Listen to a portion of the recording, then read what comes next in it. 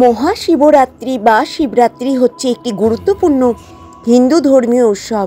এই মহাশিবরাত্রি ফাল্গুন মাসের কৃষ্ণপক্ষের চতুর্দশী তিথিতে পালিত করা হয়।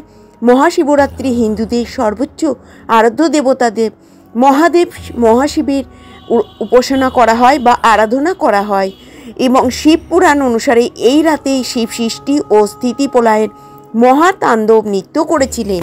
নিরাকার থেকে আকার অবতারের রাতকে বলা হয় মহাশিবরাত্রি। তিনি আমাদেরকে কাম, ক্রোধ, লোভ এবং আসক্তি, হিংসা ইত্যাদি থেকে মুক্ত করেন, পরম সুখ শান্তি দান করেন। মহাশিবরাত্রি কিংবদন্তি অনুসারে ভগবান শিব ফাল্গুন মাসের কৃষ্ণপক্ষে চতুর্দশী তিথিতে শিবলিঙ্গ রূপে আবির্ভূত হন। এই তারিখটি প্রতি বছর মহাশিবরাত্রি হিসাবে পালন করা হয়। ভগবান শিবের জ্যোতিষলিঙ্গ হিসাবে প্রকাশ করা হয়। শিব পুরাণ অনুসারে শিবের নিরাকার রূপের প্রতীক লিঙ্গ শিবরাত্রির শুভ তিথিতে আবির্ভূত হয়েছিল এবং ব্রহ্মা বিষ্ণু দ্বারা পুজো হয়েছিল। সেখানে স্কন্দপুরাণে বলা হয়েছে, আকার নিজের লিঙ্গ, পৃথিবী তার পিঠ বা ভিত্তি এবং সবকিছু অসীম শূন্য থেকে জন্মেছে, তার মধ্যে ছন্দের কারণ তাকে লিঙ্গ বলা হয়। অন্যদিকে কিংবদন্তি অনুসারে মহাশিবরাত্রিতে শিব ও দেবীর পার্বতীর সাক্ষাৎ হয়েছিল। ফাল্গুন মাসে চতুর্দশী তিথিতে ভগবান শিব তার গৃহত্যাগ করেন এবং দেবী পার্বতীকে বিয়ে করেন, গৃহজীবনে প্রবেশ করেন। এই কারণে প্রতি বছর ফাল্গুন মাসের চতুর্দশী তিথিতে ভগবান শিব মা পার্বতী বিবাহের আনন্দে মহাশিবরাত্রি পালন করা হয় এবং সঙ্গে সঙ্গে প্রত্যেকটি ভক্ত ভগবান, যেমন বিষ্ণুর ভক্ত শিব, তেমনি মহাশিবের ভক্ত অনেক মানুষ আছেন, তারাও কিন্তু মহাশিবরাত্রি খুব আনন্দের সঙ্গে পালন করেন এবং শিব ভক্তরা মহাশিবরাত্রিতে অনেক জায়গায় ভগবান শিবের মাথায় জল ঢালেন, শোভাযাত্রা করেন। ধর্মীয় বিশ্বাস অনুসারে মহাশিবরাত্রির উপবাস, পুজো, জলাভিষেক বিবাহের জীবনের সকল প্রকার সমস্যা দূর করে, দাম্পত্য জীবনে সুখ ও সমৃদ্ধি আনে। এছাড়া মহাশিবরাত্রির দিনেই 12টি জ্যোতিষলিঙ্গ প্রকাশিত হয়েছিল। এই কারণে মহাশিবরাত্রি উৎসব পালন করা হয় 12টি জ্যোতিষলিঙ্গের আবির্ভাবের আনন্দে। দেবাদিদেব মহাদেব আরাধনা করার সর্বশ্রেষ্ঠ দিন মহাশিবরাত্রি। ওই দিন ভক্তি মানেই পুজো করলে বাবা ভোলানাথের ভক্তদের মনোবাঞ্ছা পূর্ণ হয়। ফাল্গুন মাসের কৃষ্ণপক্ষে চতুর্দশী তিথিতে শিবরাত্রি পালন করা হয়। হিন্দু ধর্মে শিব চতুর্দশীর মাহাত্ম্য অনেক। পুণ্যার্থীরা শিবের জন্য ব্রত পালন করে। দিনভর চলে নানা ধর্মীয় রীতি এবং পালন। শিবরাত্রি কথাটি দুটি শব্দ থেকে এসেছে, শিব ও রাত্রি, যার অর্থ শিবের জন্য রাত্রি। শিবরাত্রির সঙ্গে প্রচলিত আছে নানান কথা। পুরাণ মতে দেবী পার্বতীর সঙ্গে ওই দিন দেবাদিদের মহাদেবের মিলন হয়েছিল। আবার শোনা যায় ওই দিন থেকেই বিশ্ব ব্রহ্মাণ্ড সৃষ্টি করেছিলেন। সাধারণত এবার আমি আপনাদের সঙ্গে বলে দিচ্ছি শিবরাত্রি কবে পড়েছে।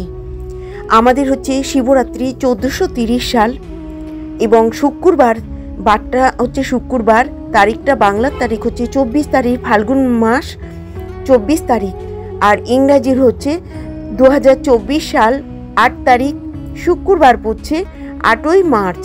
তো আমাদের 2024 সালে 8ই মার্চ শুক্রবারে পড়ছে শিবরাত্রি। এটা হচ্ছে শাস্ত্র মতে।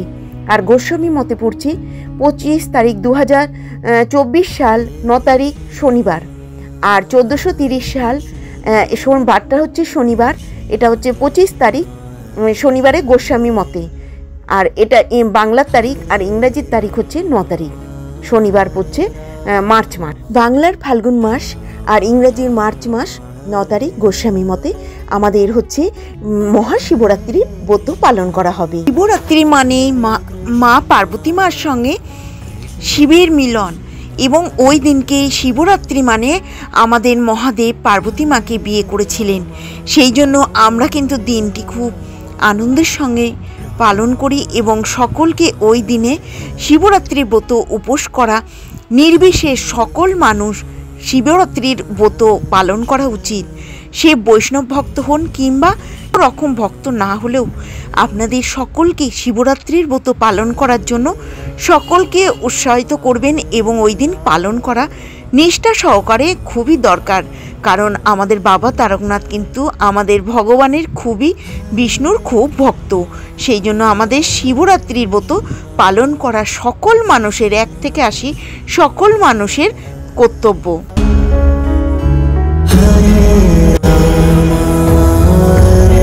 শাস্ত্র মতে মহাশিবরাত্রির পুজোর শ্রেষ্ঠ সময় হলো নিশীথকাল।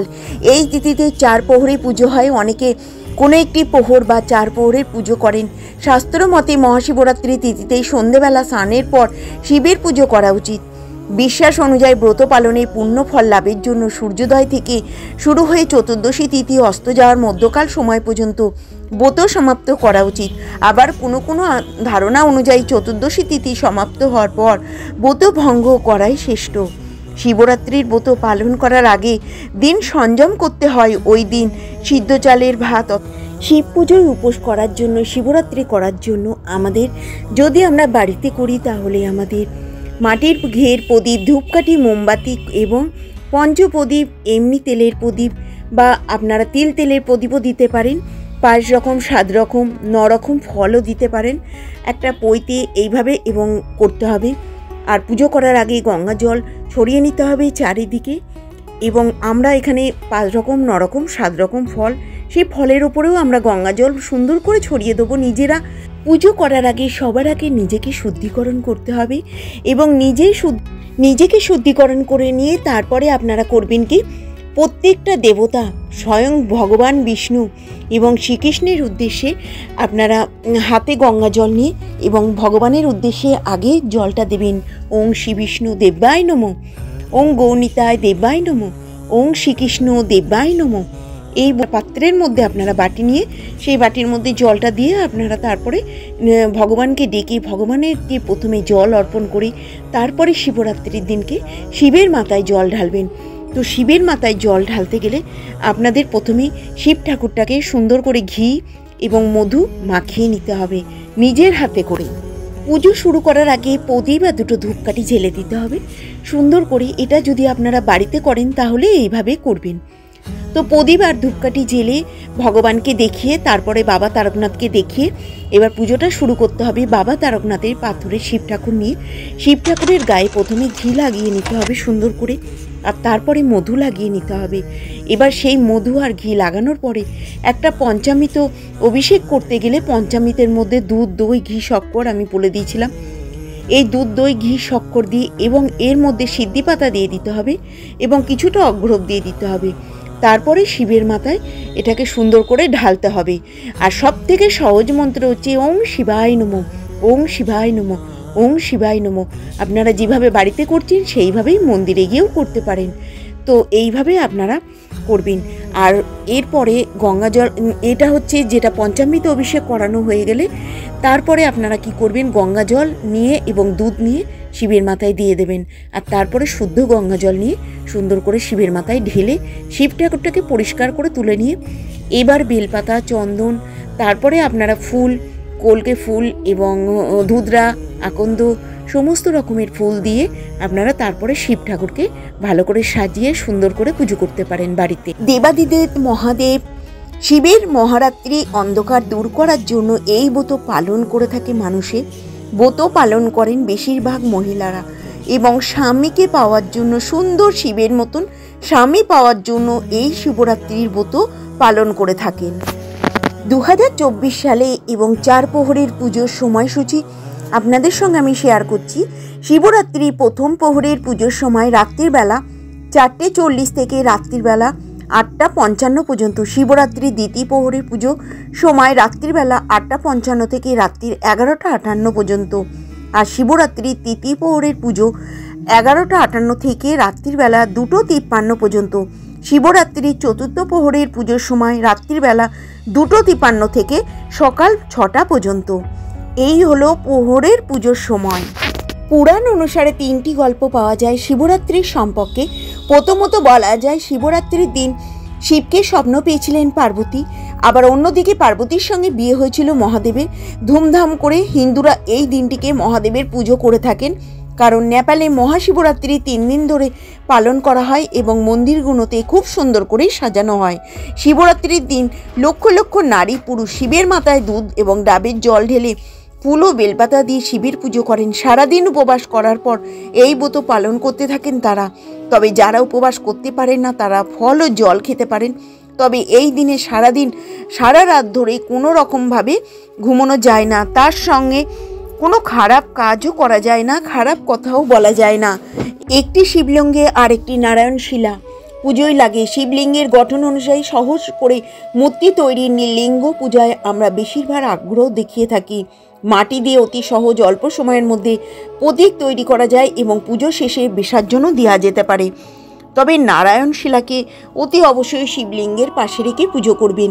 সব দিক থেকে দেখলে শিবরাত্রি অনেক তাৎপর্য বহন করে, তার সাথে মনের ইচ্ছাও পূরণ করে এবং মেয়েরা করে ছেলেদের জন্য, ছেলেরা করে ভালো শিবের মতন বর পাওয়ার জন্য, আর ছেলেরা করে পার্বতী মার মতন সুন্দর একটি স্ত্রী পাওয়ার জন্য। শিবরাত্রির ব্রত পালন করে থাকেন বেশিরভাগ মহিলারা, শিবরাত্রির ব্রত অনুষ্ঠানভাবে পালন করে থাকেন এবং কথায় আছে শিবের তৃতীয় চোখ খুললে পৃথিবী ধ্বংসের মুখে পড়তে হয়। সেই কারণে শিবকে সন্তুষ্ট রাখতে বাঙালি হিন্দুরা সর্বদাই তৎপর থাকেন। দেবাদিদেব মহাদেব মাথা ঠান্ডা রাখার নিয়ম মেনে ডাবের জল, দুধ, সাধারণত জল ঢেলে থাকেন শিবলিঙ্গের ওপর। পুজোর মধ্যে দিয়ে আনন্দ উৎসবে পালিত হয়ে থাকে। তারপরে আপনারা সমস্ত জিনিস দিয়ে ভগবানের উদ্দেশ্যে আরতি করবেন এবং আপনারা চেষ্টা করবেন এখানে কিন্তু পানি শঙ্খ বা এমনি শঙ্খ ব্যবহার করবেন। গীতা বই সবসময় পড়ার চেষ্টা করবেন। তো গীতা বই যেখানে পড়া হয় সেখানে স্বয়ং ভগবান নিজে এসে উপস্থিত হন। সেই জন্য শিব পুজোয় তো গীতা বই পড়বেনই, কারণ ভগবান কিন্তু নিজেই হচ্ছে শিবের ভক্ত। সেই জন্য আপনারা চেষ্টা করবেন গীতা বই পড়ার। নিরামিষ খাবার যেটা আতপ চালে সিদ্ধ ভাত খাওয়া নিয়ম ওই দিন। এছাড়া কেউ চাইলে ময়দার তৈরি খাবারও খেতে পারেন, তবে সন্দক লবণ দিয়ে রান্না করলেই ভালো হয়। ওই দিন সাধারণত লবণ একদম খেতে নেই। ব্রতের দিন উপোস করে নিষ্ঠা সহকারে কিছু নিয়ম পালন করে ভক্তের মনোবাঞ্ছা পূরণ করা উচিত। আতপ চালের সিদ্ধ ভাত যেটা, সেটা কিন্তু সংযম করার জন্য আগের দিন খাওয়া উচিত এবং যেদিনকে শিবরাত্রি সেদিনকে নির্জলা উপোস করাই ভালো। সব থেকে ফলমূল যারা না পারবেন ফলমূল গ্রহণ করে উপোস করবেন শরবত নিয়ে। আর আগের দিনকে কিন্তু সংযমের দিনকে আতপ চালের সেদ্ধ ভাত খাওয়া দরকার, ওই দিনকে সংযম করতে হয়। শিবরাত্রির দিনকে মহাদেবকে পঞ্চমীতে অভিষেক করা উচিত এবং পঞ্চামৃতের মধ্যে গঙ্গা জল, দুধ, দই, ঘি, শক্কর, মধু মিশ্রণ করে মহাদেবকে মাথায় ঢালা উচিত। পুরাণে বলা হয় কৃষ্ণপক্ষের চতুর্দশী তিথিতে মহাদেব বসুন্ধরা ভালো করেন। বেলপাতা, ধুদ্রা, আকন্দ, অপরাজিতা, কলকে প্রভৃতি ফুল এবং দিয়ে মহাদেবের মাথায় দেওয়া উচিত। মহাদেবের মাথায় বেলপাতা সব থেকে বেশি তুষ্ট হন মহাদেব। ধুদ্রা, আকন্দর মালা দেবেন অতি অবশ্যই। শিবরাত্রির ব্রত পালন করার আগের দিন সংযম তো করতেই হয়। সিদ্ধ চালের ভাত, আমিষ আহার গ্রহণ করা উচিত আগের দিন এবং শিবরাত্রির পরের দিনকেও চতুর্দশী না ছাড়া অবধি অন্ন গ্রহণ না করাই ভালো। আমরা শিবরাত্রির ব্রত পালন করলে ভগবান বিষ্ণু, কৃষ্ণ ভগবান স্বয়ং কিন্তু খুবই খুশি হন, কারণ মহাদেব হচ্ছে ভগবান বিষ্ণু এবং কৃষ্ণের পরম ভক্ত। সেই জন্য আমরা যদি শিবরাত্রি মহাদেবকে ভালোবাসি, মহাদেবকে পুজো করি, তাহলে ভগবান বিষ্ণু কিন্তু খুবই প্রসন্ন উপভোগ করেন এবং প্রত্যেকটা ভক্তের প্রতি প্রসন্ন হয়ে যান মহাদেব। যেমনি মহাদেব প্রসন্ন হন তেমনি ভগবান বিষ্ণুও খুব প্রসন্ন হন, কারণ আমার ভক্তকে তোমরা ভালোবাসছো, সেই দেখে কিন্তু ভগবান বিষ্ণু খুব প্রসন্ন হয়ে যান। ভগবান বিষ্ণু যেমন শিব যেমন বিষ্ণুর ভক্ত, তেমনি বিষ্ণু কিন্তু শিবের পরম ভক্ত। সেই জন্য আমরা দুজনকে খুবই ভালোবাসেন। আমরা যদি শিবকে ভালোবাসি, ভগবান বিষ্ণু কিন্তু আমাদেরকেও খুবই ভালোবাসবে। তো সেই জন্য আমরা শিবের পুজো করব এবং ভগবান বিষ্ণুকেও ভালোবাসবো, শিবকেও ভালোবাসবো, দুজনকেই মাথায় করে রাখবো। বিষ্ণুর পরম ভক্ত যেরকম শিব, তো সেই রকম বিষ্ণুর ওই রকম পরম ভক্ত কিন্তু আর কেউ নেই। শিব কিন্তু পরম ভক্ত বিষ্ণুর। যেমনি শিব কিন্তু মহাদেব, শিব যেরকম বিষ্ণুকে ভালোবাসেন, বিষ্ণুও কিন্তু শিবকে ততটাই ভালোবাসেন। মহাদেবকে অতীব ভালোবাসতে হবে, তাহলে কিন্তু আমাদের ভগবান বিষ্ণু অতীব প্রসন্ন হবেন। যতই আমরা শাস্ত্রে আমাদের উল্লেখ আছে আমরা যদি শিবকে ভালোবাসতে পারি তাহলে ভগবান বিষ্ণু কিন্তু খুবই প্রসন্ন হন। তাহলে বিষ্ণুও তার ভক্ত হয়ে যান। মহাদেবকে যদি আমরা ভালোবাসি তাহলে ভগবান স্বয়ং কিন্তু তার ভক্ত হয়ে যান এবং তাকে মাথায় করে রাখেন স্বয়ং। এই শিবরাত্রির ব্রত আমাদের শাস্ত্রে উল্লেখ করছি, এই শিবরাত্রির ব্রত সকল মানুষকে পালন করা উচিত। যারা বিষ্ণু ভক্ত বা কৃষ্ণ ভক্ত আছেন, বৈষ্ণব ভক্ত আছেন, তাদেরকেও কিন্তু এই শিবরাত্রির ব্রত পালন করা উচিত। মহাদেবকে যেমনি আমরা খুশি করতে পারবো শিবরাত্রির ব্রত পালন করে, স্বয়ং বিষ্ণুকেও কিন্তু আমরা খুশি করতে পারবো এই শিবরাত্রির ব্রত পালন করলে। কারণ মহাদেব যেরকম বিষ্ণুর ভক্ত, বিষ্ণু কিন্তু সেই রকম মহাদেবের ভক্ত। সেই জন্য আমরা বৈষ্ণব ভক্ত আপনারা হন বা কৃষ্ণ ভক্ত হন, যে যেরকমই হন না কেন, মহাদেবের ব্রত পালন করতেই হবে। যদি বিষ্ণুকে প্রসন্ন করতে চান তাহলে কিন্তু মহাদেবকে খুশি করতেই হবে। মহাদেবকে খুশি করলে তাহলে ভগবান শ্রী বিষ্ণু অনেক প্রসন্ন হয়ে যাবেন। ভগবান বিষ্ণু তখন আপনারই ভক্ত হয়ে যাবেন। কারণ মহাদেবকে ভগবান বিষ্ণু কিন্তু খুবই ভালোবাসেন, মাথায় করে রাখেন। মহাদেব হচ্ছে ভগবান বিষ্ণুর পরম ভক্ত। আমরা যদি এই মহাশিবরাত্রির ব্রত পালন করি তাহলে আমাদের শ্রীকৃষ্ণ ধামে পৌঁছাতে অনেক সহজ পথ হয়ে যাবে। কারণ ভগবান কিন্তু মহাদেবকে প্রচণ্ড ভালোবাসেন। আমাদের নদীর মধ্যে যেরকম গঙ্গা শ্রেষ্ঠ, ভক্তের মধ্যে আমাদের শিব শ্রেষ্ঠ, ব্রতের মধ্যে আমাদের একাদশীর ব্রত শ্রেষ্ঠ বা শিবরাত্রি। তো এই হিসাবে আমরা কিন্তু শিবরাত্রির ব্রত আমাদের সকলকে পালন করতে হবে, নির্বিশেষ প্রত্যেকটা মানুষ, ভগবানের ভক্ত থেকে শুরু করে বৈষ্ণব ভক্ত থেকে শুরু করে দেবতারা পর্যন্ত অনেক শিবের ব্রত, শিবের উপাসক করেন এবং মহাদেবের ব্রত বিষ্ণু স্বয়ং পালন করেন। মহাদেবকে খুবই ভালোবাসেন বিষ্ণু। তো সেই হিসাবে আপনাদের এই ব্রত পালন সকলকেই করতে হবে। আপনারা যদি ভগবানের ভক্ত হয়ে থাকেন, বিষ্ণুর ভক্ত, কৃষ্ণের ভক্ত, গৌরনীতের ভক্ত হয়ে থাকেন, তাহলে কিন্তু আপনাদেরকে এই শিবের উপাসক বা শিবের ব্রত, শিবরাত্রির ব্রত সকলকে পালন করতে হবে। তো আপনারা ভগবানকে ভালোবাসলে শিবরাত্রির ব্রত অতি অবশ্যই সকলে নিষ্ঠা সহকারে পালন করবেন। তাহলে আমাদের স্বয়ং বিষ্ণু কিন্তু খুবই খুশি হয়ে যাবেন। কারণ বিষ্ণু কিন্তু, বারবারই বলছি, শিবকে খুবই ভালোবাসেন। তো বিষ্ণু স্বয়ং আপনার ভক্ত হয়ে যাবে। আপনার পথ, চলার পথ অনেক সহজ হয়ে যাবে। আপনারা ভগবান ধামে পৌঁছাতে খুবই সহজ পথে চলতে পারবেন। হিন্দু ধর্মে শিব পূজার বিশেষ গুরুত্ব রয়েছে। কথিত আছে ভক্তি ভরে শিবের আরাধনা করলে ভক্তের সমস্ত কষ্ট দূর হয়। ভগবান শিবকে উৎসর্গ করলে মহাশিবরাত্রি উৎসব একবারে উদযাপিত হয়ে যায় এবং মহাশিবরাত্রি উদযাপিত করলে ভগবান বিষ্ণু প্রসন্ন হন। মা পার্বতী মাকে প্রসন্ন, মহাশিবরাত্রি উদযাপন করে মহাশিবকে খুশি করলে পার্বতী মাও প্রসন্ন হয়ে যান। পার্বতী মার পুজো করলে ভোলানাথের আশীর্বাদও পাওয়া যায় এবং অনেক জিনিস, যেমন মহাদেবকে ভালোবাসলে কৃষ্ণ প্রাপ্তি হওয়া যায়, কৃষ্ণকে ভালোবাসলে মহাদেবকেও ভালোবাসা যায় এবং দুজনে দুজনার পরম ভক্ত। সেই জন্য আমরা যদি মহাদেবকে ভালোবাসি, পার্বতী মাও খুশি হন এবং শ্রীকৃষ্ণ এবং বিষ্ণু খুব প্রসন্ন হন। যেমন আপনাদের উদাহরণ দিয়ে বলছি, কোনো গাছের যদি আপনারা পাতায় জল ঢালেন, গাছটা যেমন বড় হবে না, তেমনি আমরা যদি শুধু আমরা মহাদেবকে খুশি করতে চাই, বিষ্ণুকে খুশি করতে গেলে মহাদেবকে আমাদের ভালোবাসতে হবে। মহাদেবকে আমরা যদি প্রতারণা করি তাহলে বিষ্ণু খুশি হবেন না। সেই রকম কোনো গাছের যদি গোড়ায় জল দিই তাহলে কিন্তু গাছটা যেমন বড় হবে, সঙ্গে সঙ্গে পাতারও কাজ হবে, গাছেরও কাজ হবে। তো আমাদের যদি ভগবানকে ভালোবাসতে হয়, মহাদেবকে ভালোবাসতে হবে। যেমন আমরা বিষ্ণুকে পুজো করতে গেলে আমরা যদি সমস্ত দেবদেবতাকে ভালোবাসি, বিষ্ণু পুজো হয় না। বিষ্ণু পূজা করলেই আমাদের দেবদেবতা সকলেই সন্তুষ্ট হয়ে যান, বা কৃষ্ণকে ভালোবাসলে সমস্ত দেবদেবতা সন্তুষ্ট হয়ে যায়। সেই রকম আমাদের মহাদেবকে ভালোবাসলে বিষ্ণু প্রচণ্ড প্রসন্ন হন।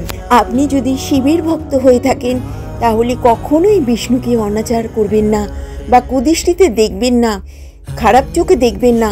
আর আপনি যদি ভগবান বিষ্ণুর ভক্ত হয়ে থাকেন, মহাদেবকে কখনোই খারাপ চোখে দেখবেন না বা অনাচার করবেন না। সব সময় দুজন কিন্তু দুজনার ভক্ত। সেই জন্য আপনাদের, যদি আপনি বৈষ্ণব ভক্ত হয়ে থাকেন, দুজনকেই ভালোবাসতে হবে, মহাদেবকেও ভালোবাসতে হবে এবং শিবের মাথায় জল ঢালতে হবে এবং বিষ্ণুকেও ভালোবাসতে হবে, বিষ্ণু পূজাও করতে হবে। দুজন কিন্তু দুজনার খুবই ভক্ত। সেই জন্য বলা হয়েছে যে ভক্তের মধ্যে সর্বশ্রেষ্ঠ হচ্ছে শিব। তো আমাদের কিন্তু শিব হচ্ছে আমাদের বৈষ্ণব ভক্ত, বিষ্ণুর পরম ভক্ত। শাস্ত্রমতে যারা কৃষ্ণ ভক্ত বা বৈষ্ণব ভক্ত তারা কিন্তু এটা শুক্রবারে পালন করবেন। এটা কিন্তু ভগবান বিষ্ণুর ভক্ত তারা কিন্তু এটা শুক্রবারে পালন করবেন।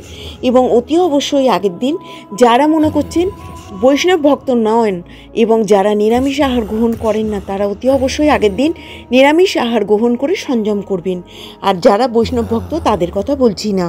আর যারা হচ্ছে বৈষ্ণব ভক্ত না, গোস্বামী মানতে, তারা হচ্ছে এটা শনিবারে পালন করবেন। তো এইভাবে আপনারা এই ব্রতটা পালন করবেন। আর যারা বৈষ্ণব ভক্ত তাদের আমার কিছু বলার নেই, তারা নিজেরাই এমনি নিরামিষে আহার গ্রহণ করেন। তবে চতুর্দশী না ছাড়া অবধি অন্নটা না নেওয়াই ভালো। চতুর্দশী ছেড়ে গেলে ব্রাহ্মণ ভোজন করিয়ে, দরিদ্রদের আহার করিয়ে আপনারা তারপরে অন্নটা নেবেন।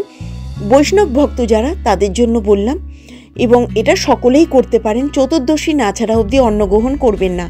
এবং ব্রাহ্মণের বাড়ি মিষ্টি দিয়ে এসে, ব্রাহ্মণ ভোজন করিয়ে এসে মন্দিরে আপনারা পারলে একটা সিদে দেবেন।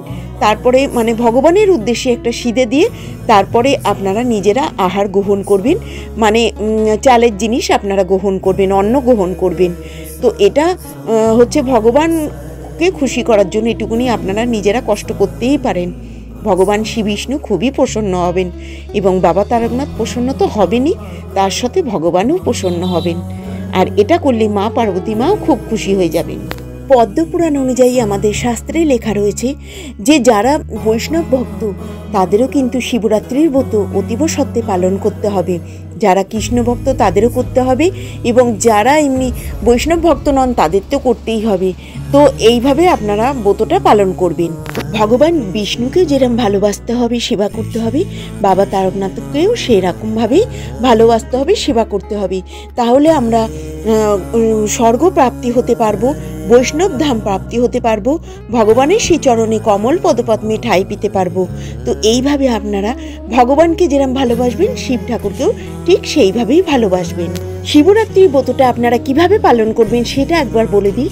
আপনারা প্রথম দিন যেদিনকে শুক্রবার পড়ছে, শিবরাত্রির ব্রত যেদিনকে 8 তারিখে যেটা পড়ছে সেটা হচ্ছে কৃষ্ণ শাস্ত্র মতে যেটা পড়ছে সেটা হচ্ছে আপনারা কিন্তু 12টা অবধি নির্জলা উপবাস থাকতে পারেন। যারা পারবেন না নির্জলা উপবাস থেকে তারপরে ফল এবং শরবত গ্রহণ করতে পারেন। আর আরেক রকম করতে পারেন, সন্ধে অবধি মানে রাত্রির হয়ে যাওয়ার পরে দ্বিপ্রহরের পর আপনারা শিবের মাথায় জল ঢেলে, 12টা অবধি জল ঢেলেও শিবের মাথায় জল ঢেলে আপনারা শরবত আর ফল নেবেন। আর তারপরে এটা রাত্রিবেলা শিবের মাথায় জল ঢেলে শরবত আর ফল নিয়ে নিলেন। এবং আরেক রকম হচ্ছে, সেটা হচ্ছে সারাদিন উপবাস করলেন, পরের দিন সকাল অবধি উপবাস করে তারপরে পারণটা সেরে তারপরে আপনারা ফলাদি গ্রহণ করলেন, শরবত নিলেন একসঙ্গে, মানে পুরো সারাদিন এবং সারা রাত এইভাবেও হবে। পরের দিনকে সূর্য ওঠার পরে আপনারা পারণটা সেরে জল টল গ্রহণ করতে পারবেন। এবং যারা বৈষ্ণব ভক্ত তাদের জন্য বলছি না, যারা বৈষ্ণব ভক্ত নয় তাদের জন্য আরেকটা কথা বলছি যে তারপরে আপনারা সেই দিনকে নিরামিষ আহার গ্রহণ করবেন শিবরাত্রির পরের দিনকে। আর চতুর্দশী না ছাড়া অবধি অন্ন নেবেন না, এটা বৈষ্ণব ভক্তের জন্য। আর বৈষ্ণব ভক্ত যারা নন তাদের জন্য অন্নটা নেবেন না, বাদবাকি নিরামিষ আহার গ্রহণ করবেন। এটা বৈষ্ণব ভক্ত যারা নন তাদের জন্য বললাম। পরের দিনকে নিরামিষ আহার গ্রহণ করবেন এবং অতি অবশ্যই ব্রাহ্মণ ভোজন করিয়ে। পুজোর শেষে শিব ঠাকুরের কাছে আপনাদের কিছু চাওয়া পাওয়া থাকে, সেটা অনেকে অনেক রকমভাবে চান। সব থেকে ভালো হয় আপনারা যদি ভগবান এই শিবের কাছে আপনারা এইটুকুনি বলেন যে বাবা তারকনাথ, তুমি আমাদের ভগবানের শ্রীচরণে পাদপদ্মে ঠাঁই দিও, আমরা যেন সবসময় ভগবানের সেবা করতে পারি, ভগবানের টাচে থাকতে পারি, ভগবানকে ভালোবাসতে পারি। আমরা যেন সব থেকে ভালো হয় এটা বললে যে আপনারা ভগবান প্রাপ্তি হতে পারেন এবং আমরা স্বর্গে গমন করতে পারি, আমরা ভগবানের সেবা সব সময় করে যেতে পারি, ভগবানের শ্রীচরণে আমরা যেন ঠাঁই পাই। এটাই আপনারা বাবা তারকনাথের কাছে চাইবেন, এটাই বলবেন। তাহলে কিন্তু সব থেকে বড় পাওয়া এটা হবে। আপনাদের মনে কি আছে কামনা বাসনা আপনারা করবেন, কিন্তু সব থেকে বড় পাওয়া, সব থেকে বড় চাওয়া এইটাই বাবা তারকনাথের কাছে চাইবেন যে আমরা যেন ভগবানের পাদপদ্মে ঠাঁই পাই, ভগবানের সেবা সারা জীবন করে যেতে পারি।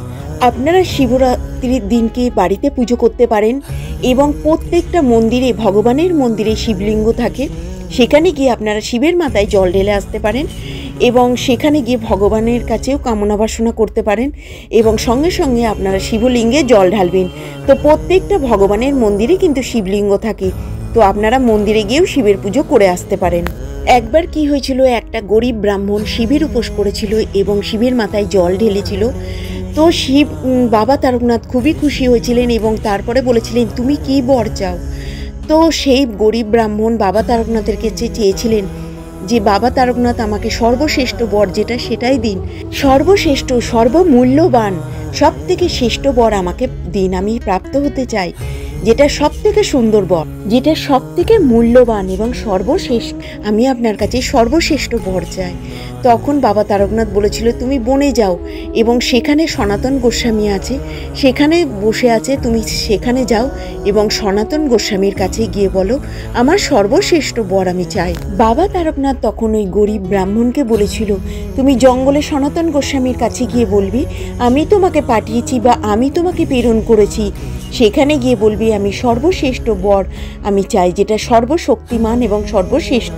তখন সনাতন গোস্বামীর কাছে গিয়ে সেই দরিদ্র ব্রাহ্মণ বলেছিল যে আমাকে বাবা তারকনাথ আপনার কাছে প্রেরণ করিয়েছে এবং আমাকে সর্বশক্তিমান বা সর্বশ্রেষ্ঠ বর আমাকে দিন যেটা সর্বশক্তিমান। তো তখন সনাতন গোস্বামী বললেন যে তুমি বনের মধ্যে তাকিয়ে দেখো যে এখানে একটা, তখন সেই গরিব ব্রাহ্মণ সনাতন গোস্বামীকে প্রণাম করে বললেন আমায় সর্বশক্তিমান বর দিন, আমাকে বাবা তারকনাথ আপনার কাছে পাঠিয়েছে। তখন সনাতন গোস্বামী বললেন তুমি বনের মধ্যে তাকিয়ে দেখো একটা পাথর রয়েছে, সেই পাথরটা তুমি নিয়ে যাও। তখন ওই গরিব ব্রাহ্মণ বললেন ওই পাথরটা কি পাথর? তখন সনাতন গোস্বামী বললেন ওটা হচ্ছে পরশ পাথর, তুমি যাতেই ঠেকাবে সেটাই তোমার, এটা তোমার সর্বশ্রেষ্ঠ বর। এবং তখন গরিব ব্রাহ্মণ বললেন সনাতন গোস্বামীকে বললেন যে প্রভু এটা কি পাথর? তখন বলল এটা পরশ পাথর, যাতে ঠেকাবে সেটাই সোনা হয়ে যাবে। তখন গরিব ব্রাহ্মণ ওই পাথরটা নিয়ে চললেন এবং রাস্তা চলতে চলতে ভাবলেন যদি প্রভুর কাছে এই পাথর থাকে এত সব থেকে বড়, তাহলে আমি আবার যাই, এর থেকেও ভালো কিছু আমি প্রাপ্তি লাভ করতে পারবো।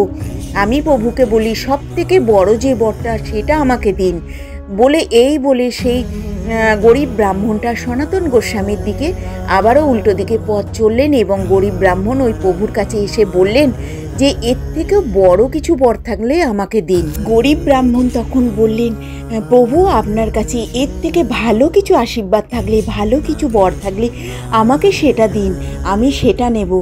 তখন প্রভু বললেন ঠিক আছে তুমি ওই পাথরটা ওই জলাশয়ে বা ওই কুণ্ডলিতে ফেলে দাও, তো দিয়ে এবার তুমি স্নান করে শুদ্ধ বস্ত্রে আমার সামনে এসে দাঁড়াও শুদ্ধ হয়ে, তারপরে আমি তোমাকে ভালো বর প্রাপ্ত করব।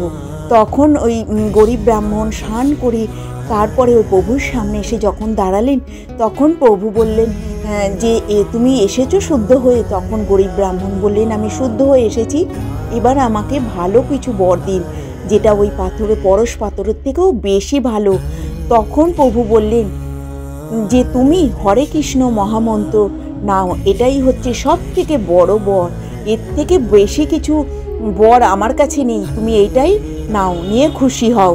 তখন গরিব ব্রাহ্মণকে সনাতন প্রভু এই হরে কৃষ্ণ মহামন্ত্রে দীক্ষিত করল এবং সেই ভগবান সেই গরিব ব্রাহ্মণ সর্বশ্রেষ্ঠ আশীর্বাদ পেল, সর্বশ্রেষ্ঠ বর পেল।